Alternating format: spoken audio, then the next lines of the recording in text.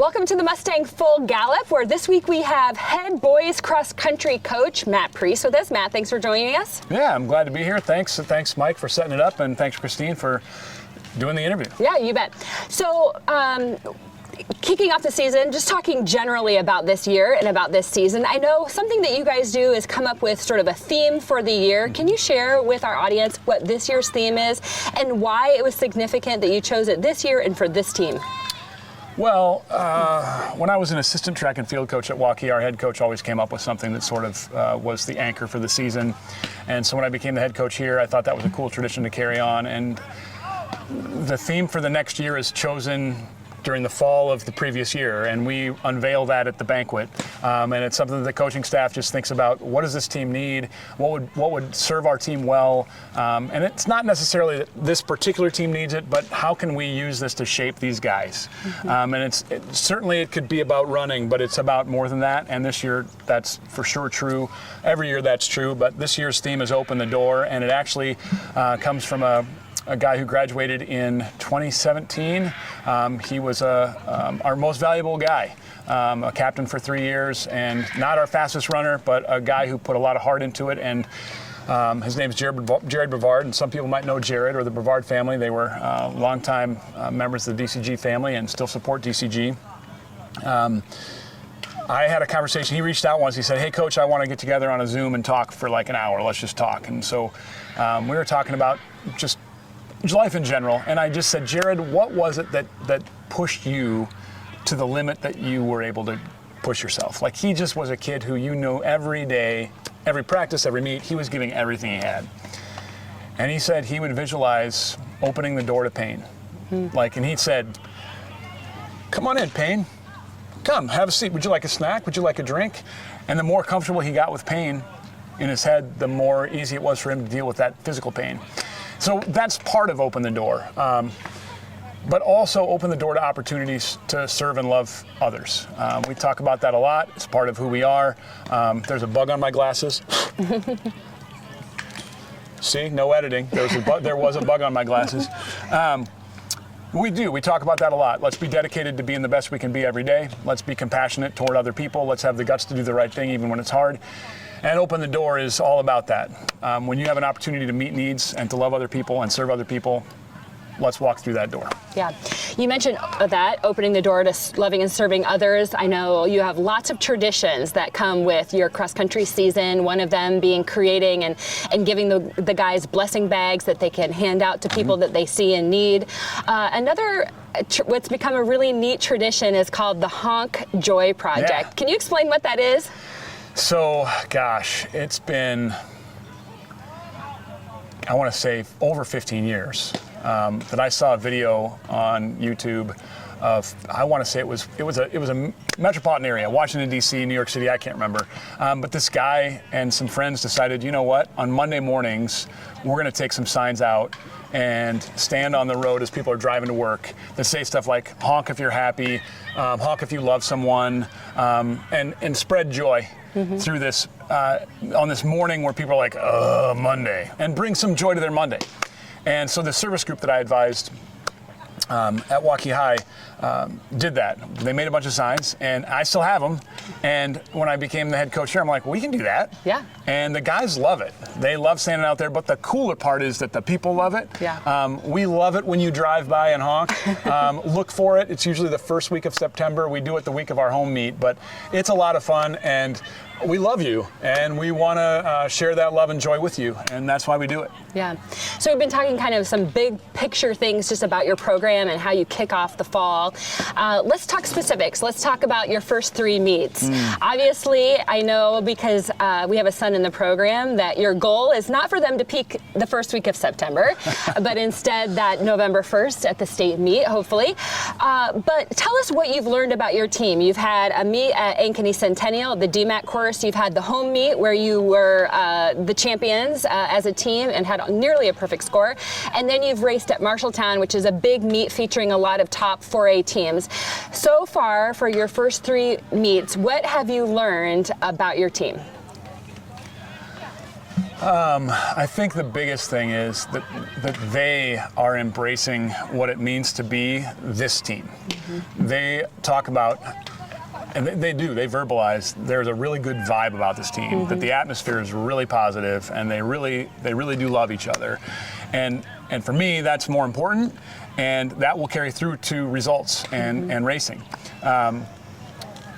So the first couple meets, it's kind of hard, because Ankeny Centennial is a 11-12 races and 9-10 races, and so you don't really see, okay, who are your top runners running together, but you do get to see that. They do a combined version of results, but you get to see it within those grades. And so they're with people that they know well, and it's good for us because we see that, and then we come to our home meet where we all run together.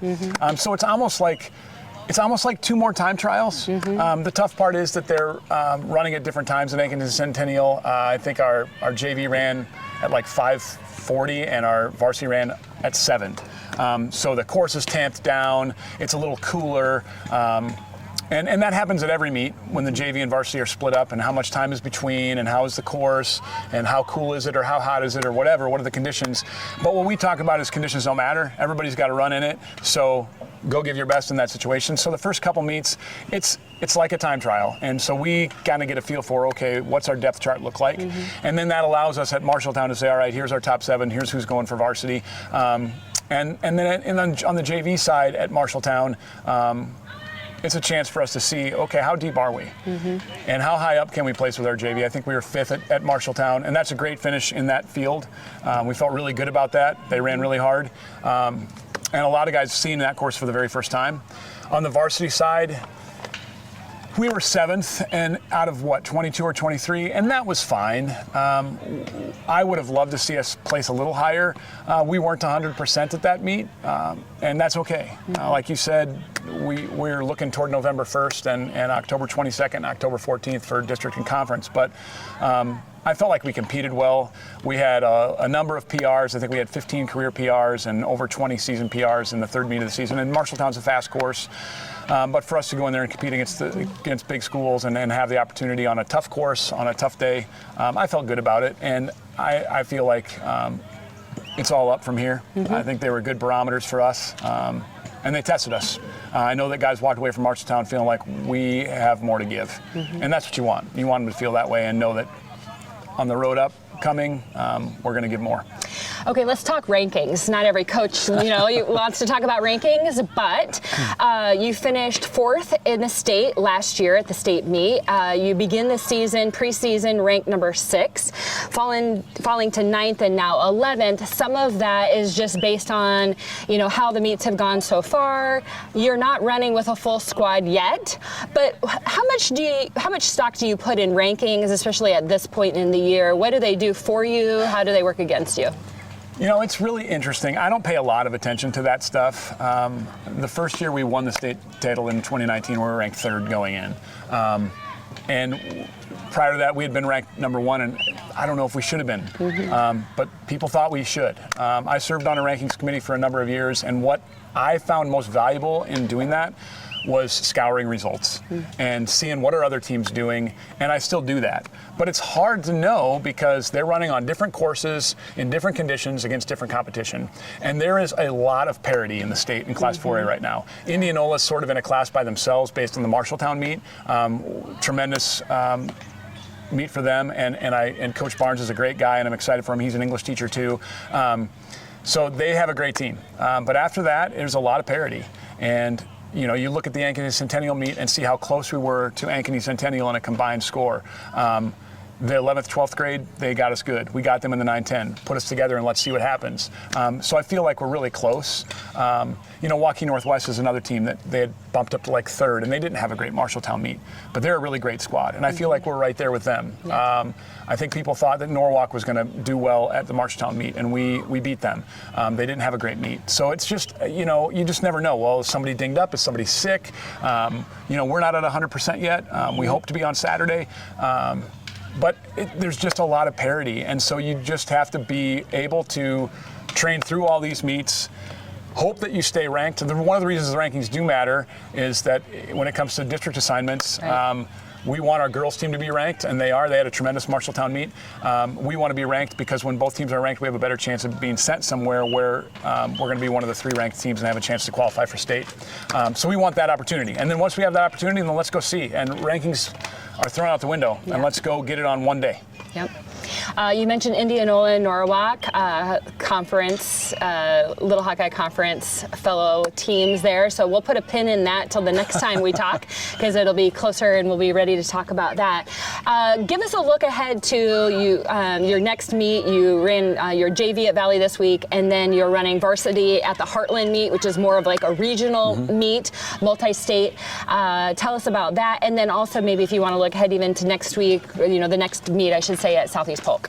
Valley on this last Tuesday was a lot of fun. Gave guys an opportunity who wouldn't normally have one to go run varsity and see how they stack up. And not all teams were running their varsity there, but we sat our top 12, and Valley ran a full roster. Johnson sat their top 8, and we hung right in there.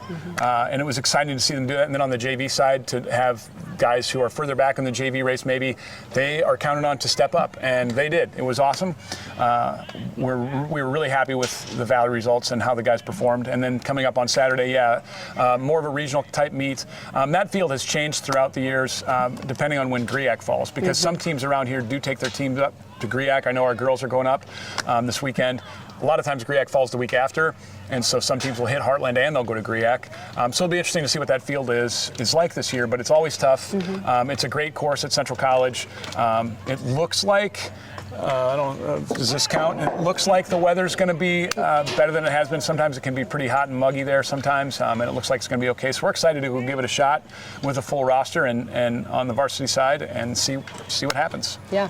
And then Southeast Polk is 2 weeks from now. And I think that I would like to see that meet become sort of another premier Central Iowa meet. It's a great course. It comes at a really nice time, a couple weeks before the conference weeks happen, on a course that has hosted at district and could again sometime. It's not hosting this year, but has. I would love to see that meet become a really cool Central Iowa meet. I'm not sure where it's going to fall this year. I think some people head up to Wartburg that weekend.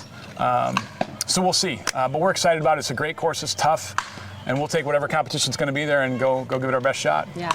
We like this coming week, Christine, because it's homecoming week and we don't have competition this week, which that's coincidental, but it's great because we can have some tough workouts, get after it training-wise, but also have a lot of fun. Yeah.